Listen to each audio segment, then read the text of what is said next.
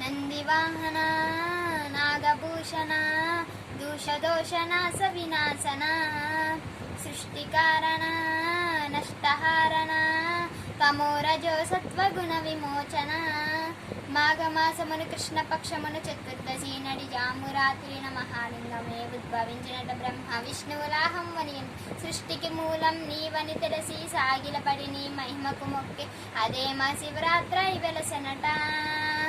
అరే ఓ జంగమా విభోదిలింగమా పక్కన పార్వతమ్మ తలపై గంగమ్మ. అరే ఓ జంగమా మెడలో సర్పమా బూడిద దేహమా సిగలో సన్నమమ. సృష్టిని సృష్టించగా తొలిగా పుట్టావట మాఘ మాసమున మళ్ళీ పుట్టావట.